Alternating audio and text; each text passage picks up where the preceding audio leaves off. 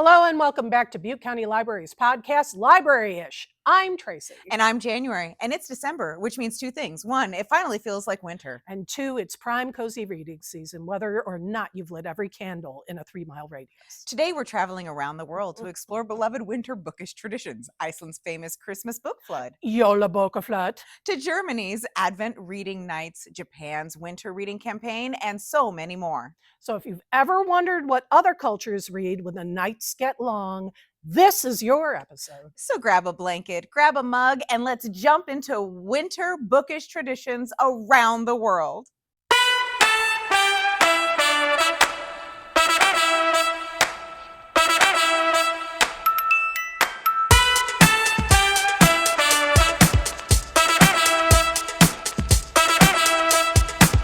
Seasonal holiday traditions that involve books. It's getting colder and colder. You know, I went into my house the other day and my little thermostat on it is like, you're at 52 degrees. And I'm like, oh my God. Yeah. You're like, no, we're not for much longer.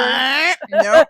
Sorry. I know today is really the first day that it has felt like winter. Mm-hmm. Not every, it's like fall, and now it's like, oh yeah, right, winter. Mm-hmm. Last night it started, and and cold.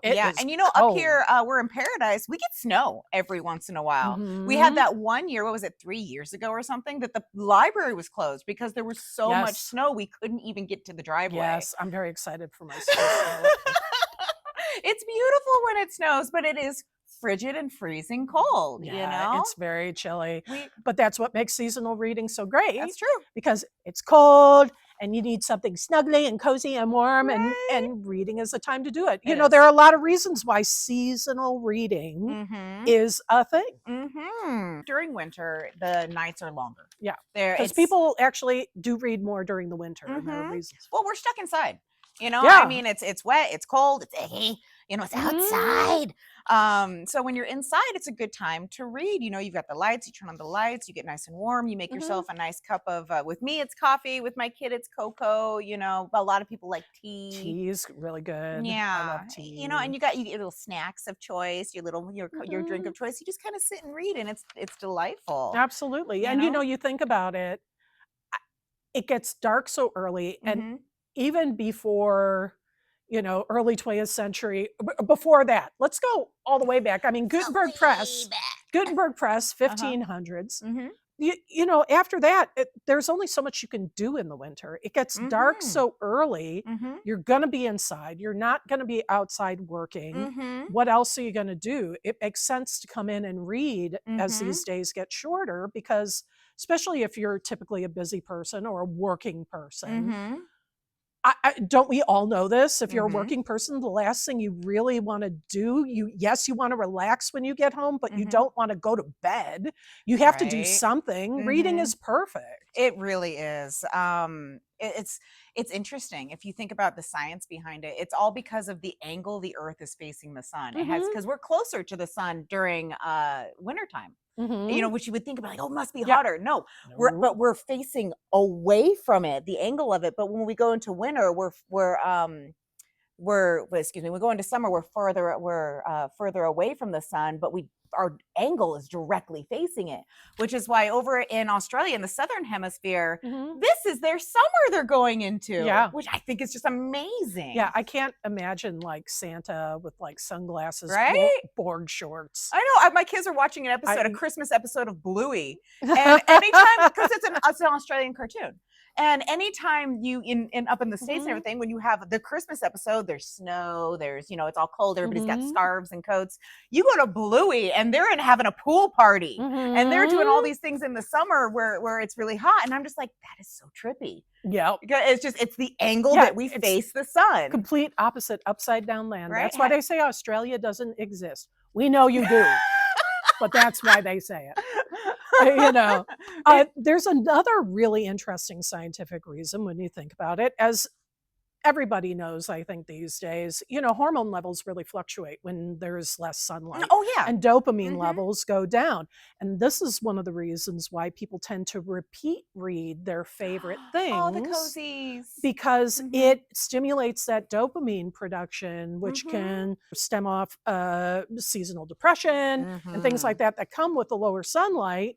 I know a lot of people watch the same TV shows over and over. You listen to the same music. I have comfort reads. And you have comfort reads. And that's one of the reasons why you gravitate toward those old favorites is because you're trying to get that dopamine up because you're compromised. Oh my gosh. I have one author that she's not a well-known author. Like if I tell her, I'm like, oh, this person. And they're like, who? And you usually find her little pocketbooks over at like the airports and stuff like that, because but I love her and I will read her stuff over and over and over again because it's comfortable, Ilona Andrews is, I'm so happy that you recognize that. No. Yeah. Ilona Andrews, she and her husband have that's not her real name. It's a pseudonym with the two of their names swished together. Oh, and they're they're a husband and wife team, and they write these books together. Oh, that's fun, right? And she's got a series called the Kate Daniels series, which a lot of people are familiar with. There's 11 books in it, and it's a very, very fantasy / sci-fi. But the ones that I really got connected to is a lesser known series called her Hidden Legacy series. Which there's a series right now. The first segment is 3 books with one character. The second character is another 3 books, and I'm waiting for more. You're like, come on, Ilona. But they're my comfort reads. I'll take those out, even though I know how it ends. I know all the jokes. At this point in time, Traci, I might have it memorized. I mean, but I'm right back there, reading it. And it feels so comfortable to do that, especially around the season when you're locked inside with the freezing cold. Absolutely. Absolutely. Well, that's why I think during the winter, we do gravitate toward these traditional holiday activities that we do. Do you and your family have some traditional things you do? We do. So Christmas time, the moment, because we don't really do that much around Thanksgiving. Thanksgiving is it's a nice holiday. We're happy to spend the time together. It's about eating dinner. Yeah. Well, here's the thing about the fun Thanksgiving dinner. We're a very small family. Yeah. And I would be the one cooking. And I would be the one cleaning. Yeah. And I can't just another work day for Mom. And I can't even eat half the food that's traditionally made. And I'm like, you know what? Maybe not. Yeah. But Christmas, we go all out for. And December 1st, what happens is all the moms listening to this are going to go, oh, Elf on the Shelf arrives. And the elves come in this box, and the book is in the box with the little elves, and they come and put it right by the door, ring the doorbell, and run away. And when the kids come over to the door and they look over, and there's this box that has, the elves like, the elves are here. And they bring in the box because you're not allowed to touch the elf, but they're not technically touching the elf. The elf is in the box. Right. And it goes up, and I take the book out, we all sit around and we read the book together. And like I said, we've been doing this a few years. That's so sweet. By this point in time, we all basically have the story memorized. Yeah, but that's exactly the dopamine, right? Though. Yes. And we listen about how the elf watches us, and he reports to Santa at night. And when he comes back, he'll pick a different spot. And so when the kids get up in the morning, they're like, oh, where's the elf? And they'll go searching for the elf, and it's a lot of fun. That's fun. But we do that one on the 1st, and that's how we start our Christmas. And then afterwards, around December 24th, what'll happen is, because we do the tree, and we do the Santa and all that stuff, and there's nothing under the tree for all of December. The tree's up, we have decorated the tree, there's nothing under it until December 24th. And then there's one present for each child under the tree, and they all know it's from me because it's clothes. And what I do is I go and I buy Christmas PJs that are nice and comfy and cozy for each child. I'll wash them beforehand, and I'll put them in the boxes, and I'll wrap them, and I put them under the tree. That's and then the kids, cool. Well, they're allowed to open them, and then they put the clothes, they put the PJs get snuggly. On. Yes, they put them on, they get all snuggly in their nice Christmas PJs, and then we pick a Christmas book to read together. And I try to aim for, because I usually get it from the library. And I try to aim for The Night Before Christmas, the poem, but that one's usually checked out. completely. So we've done that. We own the Grinch at home, so we'll read the Grinch again and all that stuff. And we read this book, and then they have their hot cocoa and they have all their stuff, and we read, and then they make sure that their stockings are out. They'll put the cookies out for Santa, and then they'll get tucked in and go to bed, because that's like the one night of the year that they want to go to bed early. Right. You know? Right. And you will not discourage that. It'll be like 4 p.m. They're like, "Mommy, let's get ready for bed." And I'll be like, "What?" We got a little ways to go yet. I know, but it's great. And then, they'll always, because they want to go to bed early, they'll be up at like 4, 5 in the morning. Yeah, and they'll be like, "Mom, Santa was here. Can we open our presents?" But I was up until 2, 3 in the morning. Yeah, putting those presents. Right? Kids, don't listen. I know. Shh. So I'll be at like 4 or 5 in the morning. I'll get up, make my coffee, and then I'll sit there shaking with my coffee, trying to wake up while they're just, ripping up all the presents and opening them. But it's a fun time. It sounds like a great time. It sounds fantastic. We didn't have a lot of Christmas traditions when I was growing up. When the whole extended family would get together, my one cousin would do the song in German that was a call and response song that was kind of like the 12 Days of Christmas, but was a list of things, and you had to list all the things back. And I have no idea what it was. All I know is he had a flip chart and he had a stick. Flip chart and a stick. And would point everything out and then make everyone repeat what he was saying on pain of getting smacked with the stick. That's all I remember. And so, but I've just moved into a new place, so I'm hoping to start some Christmas traditions for myself. So we're, going to be covering some of that at the end about what you can do for a Christmas tradition and how the library can help. So maybe I'll be able to find some things in that area that I can bring to my new home. I may have leaked from my home over to the library, because we do here at the Paradise Library. I did a special story time with the Elf on the Shelf book, and now we have an elf in the library that floats around at night. And if the kids find him and come up to the front and say, "We found the elf," and they get a little candy cane. Yeah, it's a lot of fun. You may want to come to the Paradise Library. Come and see if you can find the elf, but don't touch him, because that's how he loses his magic. So yeah, no, I know. I mean, don't we all? Yeah, right. Right. Don't touch me. I'll lose my magic. Don't touch me. I'll lose my And then magic. you'll be stuck with what's left. No one wants that. No, nobody wants that. I don't even want that. No. All right. So as we said, we're going to take a trip around the world. We're going to start with the low-hanging fruit, the place you're most expecting, Scandinavia, and all the encompassing countries. So let's start with Sweden. Sweden has a tradition called mysiga stunder. Mysiga stunder. It's going to be fun watching me and you, but mostly me pronouncing the things, because January doesn't like to pronounce the things. No. If you're a longtime listener, I stumble over just about everything. Yeah, exactly. So, exactly. So mysiga stunder, which is a Swedish tradition. Misa is similar to the Danish concept of hygge, which some of you may know. Hygge went through a real evolution, a real popularity thing just a few years ago. Basically, it basically just means cozy. It means getting cozy, getting jammies, getting blankets, getting warm drinks, getting a lovely book, and snuggling in a sort of cozy environment. That's all it means. Delightful. And Misa is the same thing. It means cozy, comfortable, or relaxing time.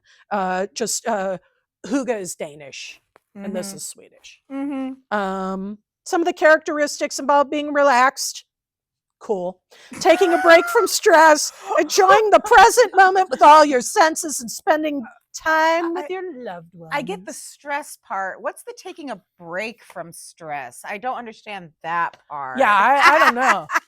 I don't know that. I think that's part of the mythological break part. From stress. Yeah, I don't know what the break from stress means either. That sounds delightful, though. I want to be all a part of that. 100%. Absolutely, and it's kind of like cocooning. So it's, getting all snuggly and reading. And essentially some of the things that are read are the traditional Christmas books and traditional Christmas stories, along with different folklore and so forth that are popular in Sweden. There's also another tradition baking and books. It's a fika tradition. Fika is Swedish for coffee break. And so the baking of books is basically going to coffee houses, going out into public when it's cold. And these are all my favorite hobbies. I know, like this is all like, why is this special? Why can't we do gotta this all be the only time? during the holidays? And having a book with you, a holiday book like Pippi Longstocking is actually a very popular read during this time.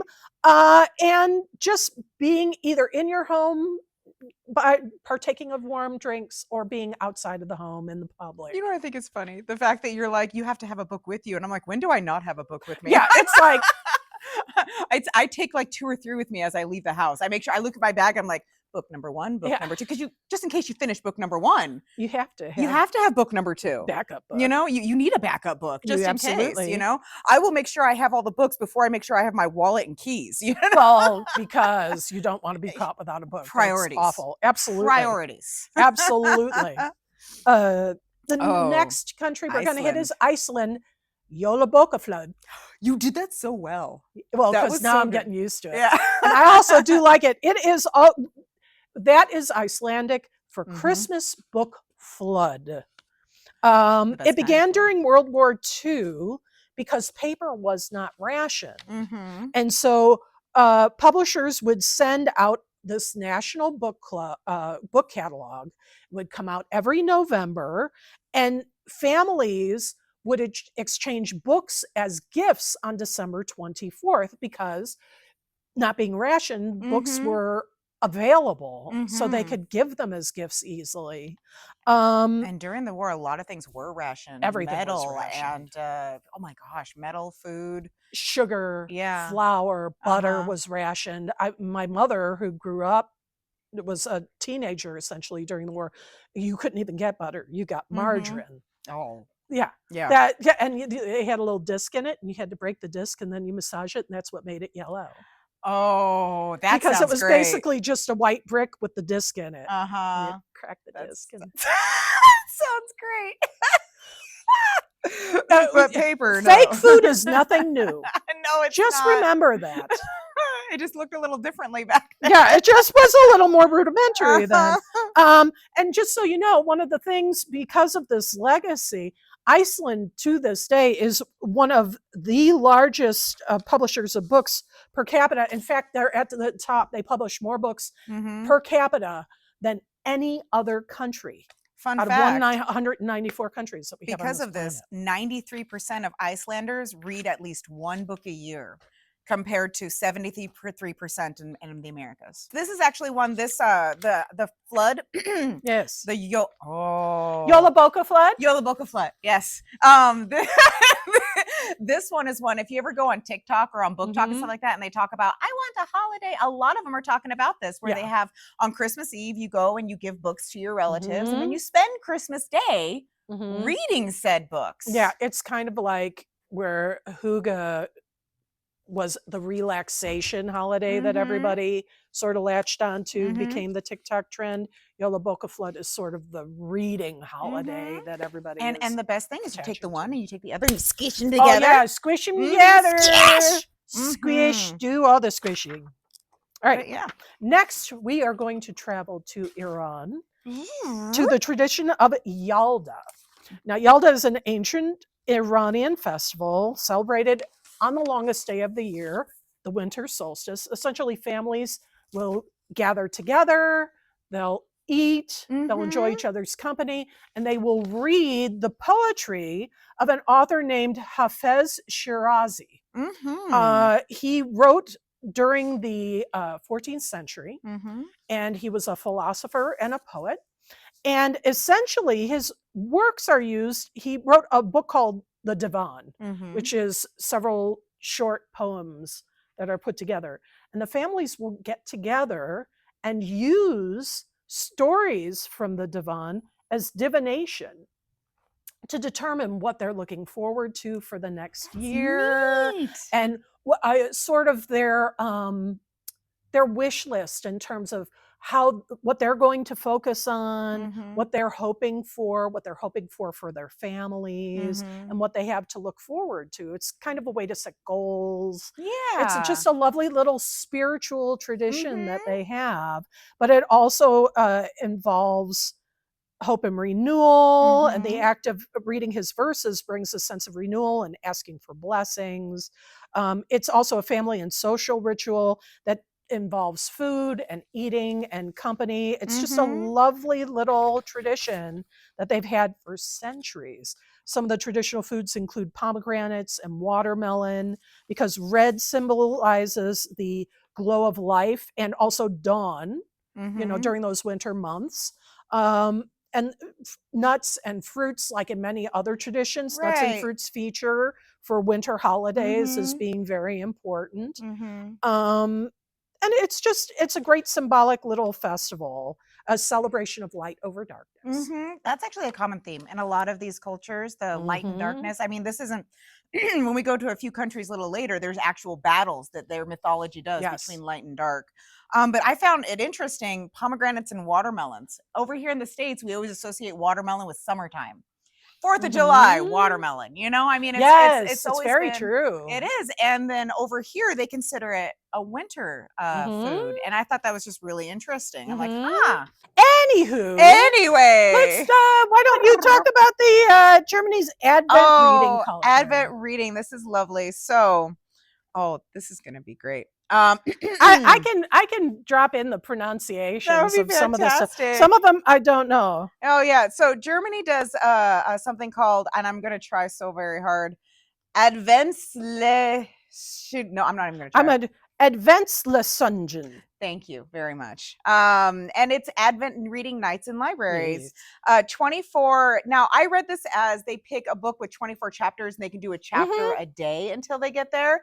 I guess if they're small books, they can do a book a day, and it's like a countdown over It's to so the much fun. holiday. What a great idea. And honestly, I have to share the story. I'm so sorry. So I'm No, working share here. it. I know I have to share a story. I'm working here at the Paradise Library, and this mom comes in and she brings up this giant stack of books and goes, "Poof," and she's like, "I'd like to check these out." And I'm like, "Fantastic!"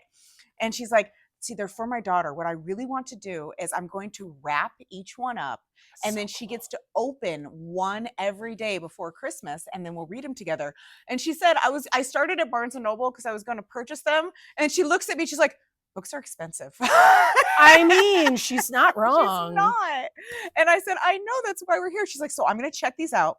I'm going to wrap all of them." So she still gets to open them, and then we'll read them together, and then we'll come and return it to the library, and it'll be a fun activity. I love that idea so Isn't that much. great? I mean, I wish I was making, I'm not making this up at all. I don't wish I was making this up. I mean, 100% authentic story from 100% authentic, patron that came in here. It Not was hallucinated at not all. well. I'm not guaranteeing that. That might be a step too far. We do have library ghosts. I wonder if half the things that happen are actually happening. Honestly, I'll stand there sometimes, Tracy, and be like, "Is this real?" Well, that's fair. Right? But this isn't one of those times. This was an authentically adorable mom coming up with this authentically adorable idea for her kid. And it was based on something like this that they do in Germany. That's so cool. I mean, imagine how fun that is. You're with your mom, you get to open a present, you get to read together, and then you get to spend time together coming back to the library and returning it. And I got to tell you, I know that Gridley and Durham, y'all don't have the book, the help me. The sorter, Thank you. which is the thing we put when you return a book there, and you do it in Chico, and you do it. There's a big machine, a conveyor belt that the books go onto, and it sorts them into bins because we get so many It's books. got a little treadmill on it, and it's so fun. The kids come in there and they push the button, and the little door opens, and you see this little face looking through and going, "Hi!" Yeah, and you're like, "Hi!" It's very cool. And they get to put the book on there and then watch it get sucked into the library, and the kids all love to use it. It's so much fun. I'm so sorry I couldn't think of the words. I've done that with the sorter because we have book drop, which is where they go. But then you're like, "But what's the thing with the machine? The thing with the thing and the monitors? But and that's the thing. Yeah, Yeah. it's a sorter. It's like when the printer goes down, I'm like, "Yeah, the bill sucker inner doesn't work." The what, darling? The thing that sucks in the bills. Close enough. Close enough. You know what I'm talking about. It works. But yeah, so they get to spend time doing that, and that's a great time. That's a great bonding experience for moms and kids. And well, they do this over in Germany, and some of they'll try very hard to pick Christmas books, like classic ones, like Christmas Carol by Charles Dickens. That's the one with the ghosts of the Christmas past and present and all that fun stuff. Good Spirits, which is the book by they're reading for Velvet Book Club, the book club that's up here in Paradise. That one is a love story with the ghost of the Christmas past and a woman, you know. Velvet Bookmark. Velvet Bookmark. Thank you. That it's a lot of fun, but it's like a retelling almost in a way where a lot of things are changed. But that's, you know, the inspiration is Christmas Carol. The Nutcracker and the Mouse King by E.T.A. Hoffman. That one, you know, you see the ballet every year, and it's got the great soundtrack. Yes. The Gift of the Magi, which we talked about in a past podcast not too long ago by O. Henry.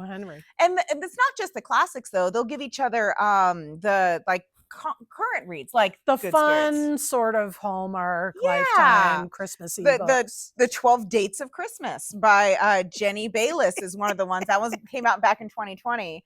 I personally liked The Holidays by Christina Loren.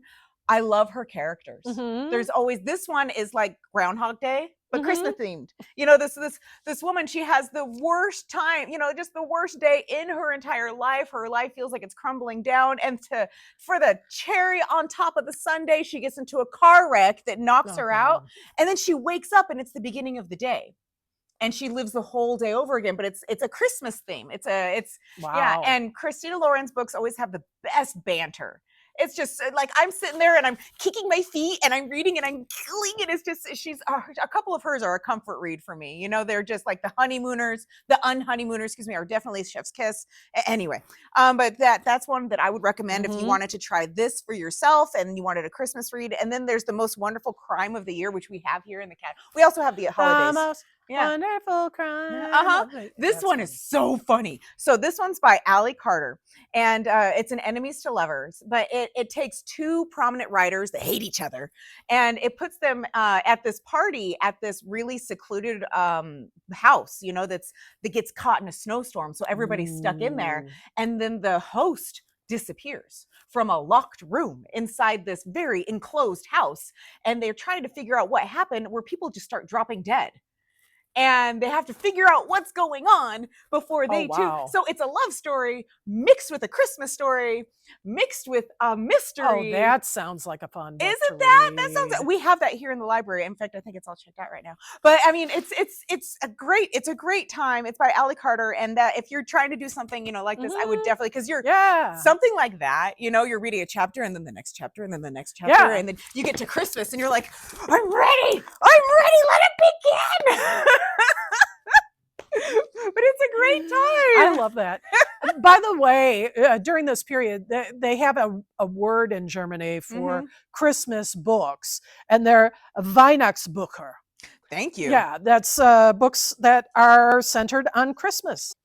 And then going across the world. I'm sorry, go ahead. No, I was going to say, how about Fuyu no Dokushu? In Japan. Yes. Yeah. The Japanese one, it's all about a lot of self-reflection because like we said before, during wintertime, you're stuck inside for a lot of it. They have a lot of snow and cold weather in Japan. They get some really harsh winters. They do. And so they spend the wintertime reading, you know, all the books and everything, but they also spend it reflecting on how they're going to emerge from there. How are they going to be different? Just like we do, you know, New Year's Day is the day that we're all like, New Year's resolutions and, you know, stuff like that. Well, they spend this winter time inside trying to think, okay, how can I improve myself? How can I improve my life? Well, and like they do in Iran with the same thing. It's very similar. Very typical theme of the winter reading and so forth. That's a lot of introspection, reflection, sparse, quiet nature of winter leads itself to looking inward and setting intentions for the incoming year. They appreciate simplicity, finding comfort in simple pleasures like sipping a warm drink. Sounds familiar. And while it snows outside, you know, they're very common things because they're amazing, because they're good.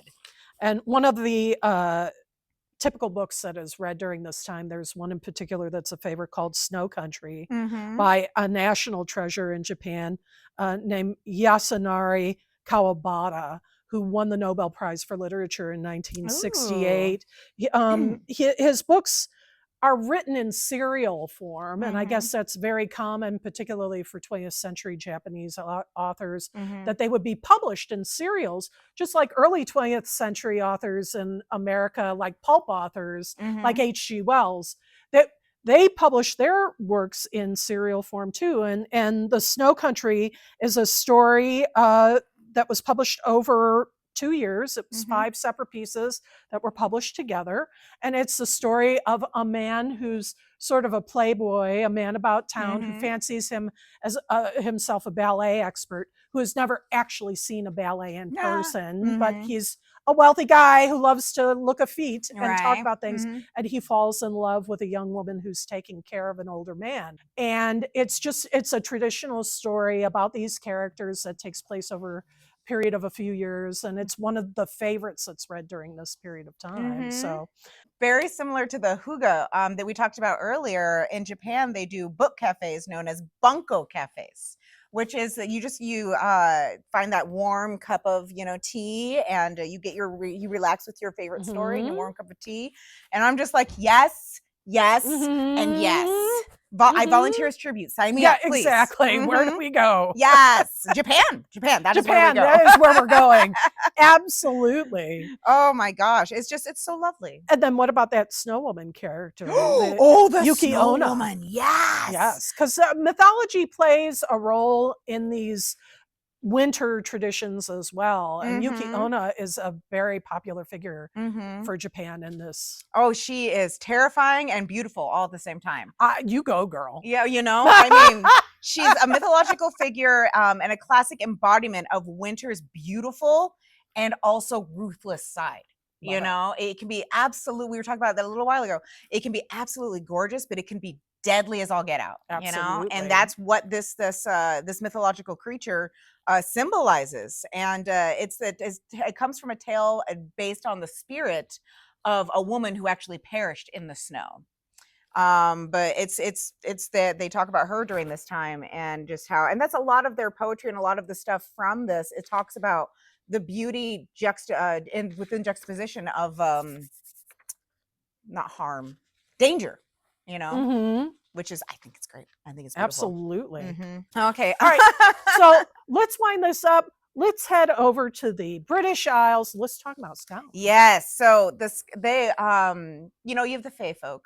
And whenever we talk about winter coming around, it's an actual battle between the mythological creatures of the summer and the mythological creatures of the winter. And a lot of the time we talk about the Holly King, which is the representation of winter, versus the Oak King, who's the representation of summer. And there's a couple of books that I read fiction. And I'm proud to be so.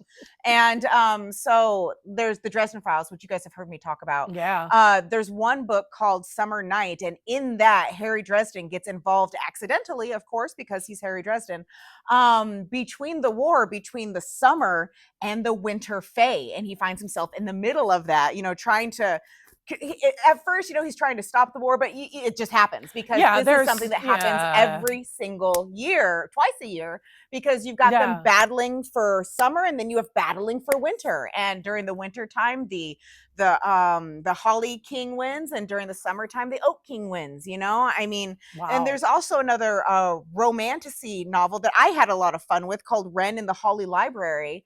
That one's by K.A. Linde. But that one was a lot of fun, and it's about a little thief that gets caught between she gets caught stealing from the Holly King, and she gets caught in this war between the two of them. And it's a lot of fun. I liked it a lot, and the reason that the thief's name is Wren.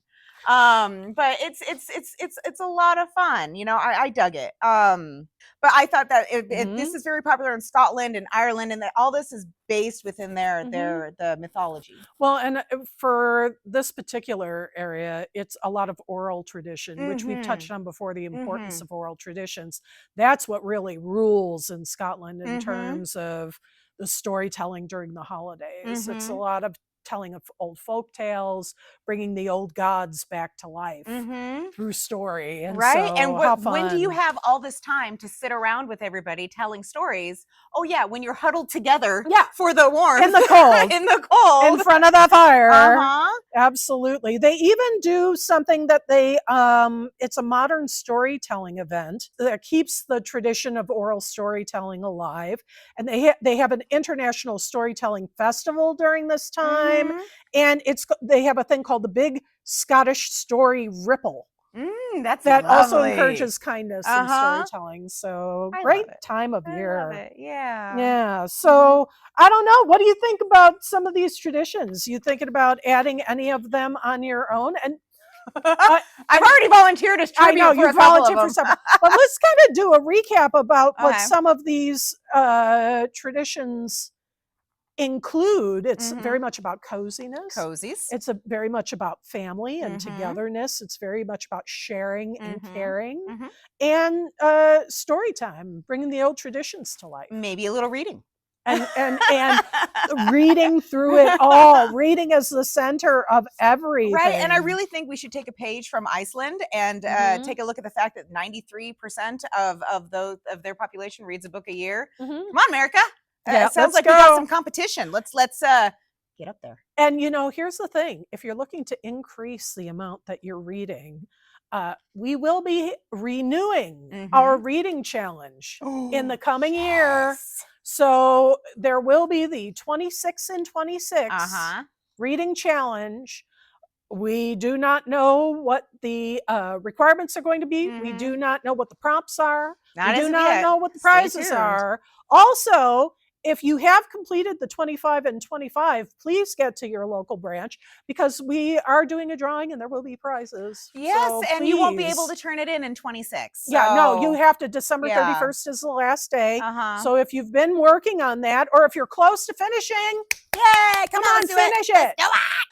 That was an incredibly cozy trip around the world. I'm absolutely adopting at least 3 of these traditions. I'm starting with Jólabókaflóð. Books, cocoa, blankets, sold. And it's just fun to say. Yes. Whichever tradition spoke to you, we want to hear about it. Message us or tag us on social media with your winter reading ritual. And don't forget to like, subscribe, and share this episode with someone you're planning on celebrating with this holiday season. Until then, stay warm, stay cozy, and keep reading. Bye!